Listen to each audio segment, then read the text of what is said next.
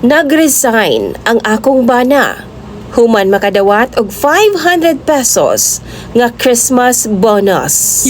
Mao gid na nga atong gikahinaman DJ Sam kada Pasko. Gawas lang na ha sa 13th month pay nga ginahatag sa ato ang mga employer. Pero what if wa or pudyot lang yun ang madawat nimo, taliwala sa imong pagpaningkamot nga ma-fulfill nimo ang imuhang naka-assign nga mga trabaho. Itago na lang ko sa pangalang Cha DJ Sam.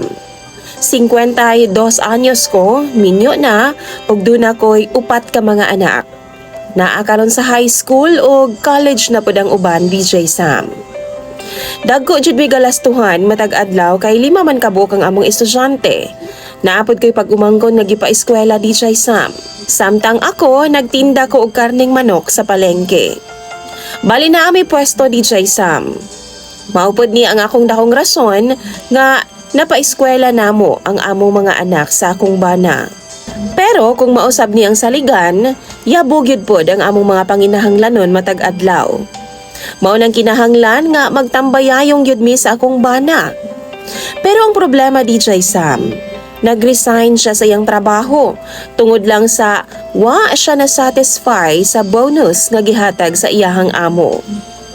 Si Carlos DJ Sam ang akong bana. 58 anyos.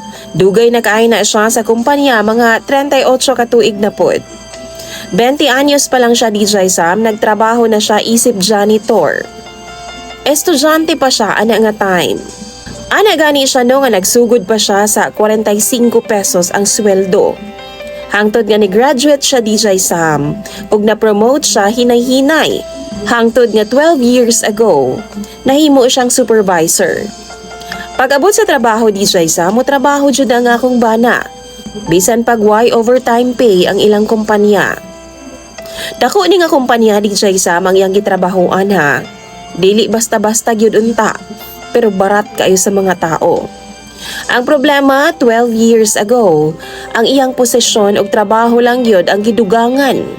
Pero ang sweldo wa gyud intawon. Bali, title lang gyud kunuhay ang nindot. Pero ang sweldo, why nada, DJ Sam. Gibawalan sab sila nga magreklamo. Kay grateful na lang daw sa kumpanya nga nagbutang og food sa ilahang table. Giantos na sa kong bana DJ Sam. Kaysa tinuod lang, pangandoy sab niya ang iyahang trabaho karon.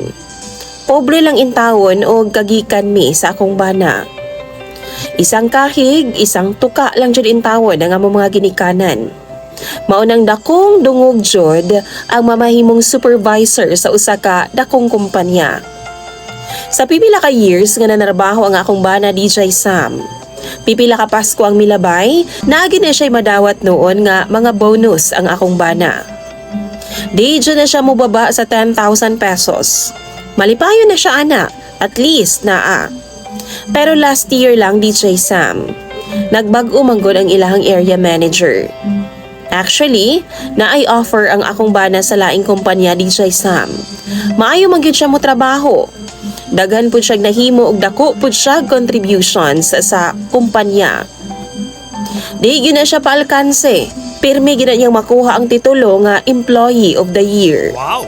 Last time, may pa-cash jud na ang kumpanya sa iyaha DJ Sam. Dili mo baba sa 5,000 pesos. Pero karon, gitagaan ba naman siya og isa ka arinola nga naay sulod nga duha ka kabo.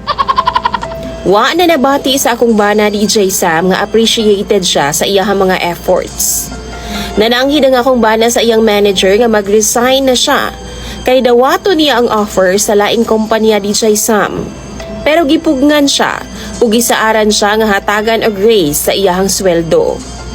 Gidawat pod sa akong bana DJ Sam, pero partly nang hinayang yun siya para sa offer unta sa gawas. Pero para sa love and loyalty sa kumpanyang iyang gitrabahuan o giserbisyuhan na sulod sa dugay ng panahon, nagpabilin siya DJ Sam. Pero DJ Sam, tuig na lang hapit, araman gihapon ni increase ang iyang sweldo. Nagahope siya nga sa 2026, increase sana daw siya DJ Sam. Pero last week lang, wa na gyud kapugong ang akong bana ug halos natuok na gid niya ang iyahang boss. Di ang iyahang nadawat nga bonus, 500 pesos lang. Actually, angat na lang siya DJ Sam kumpara sa kauban niya mga trabahante. Kay wa man gyud sila'y nadawat. Poy-poy kaayo ang abaga sa akong bana DJ Sam. Kay ang kumpanya nga iyang giserbisyuhan sulod sa halos 38 ka tuig. Ingon ato lang ang trato sa iyaha. No overtime pay, daghag extra load kay supervisor lagi daw siya, ready sa mga emergency sa kumpanya anytime. Why extra pay? Bisan og 100 pesos lang. Sa una DJ Sam, worth it tanang kahago niya. Pero karon nga bago na ang nagdala, wa naghinada. Actually nagresign na nga akong bana DJ Sam. Pero wa daw gi-grant kay need gyud daw sa kumpanya ang akong bana. Pero karon nahibaw-an ako DJ Sam. Nagluto ang akong bana og mga kaubanan niya og plano nga magreklamo lagi daw sila sa kumpanya nga iyang gitrabahuan. Magprotesta daw sila.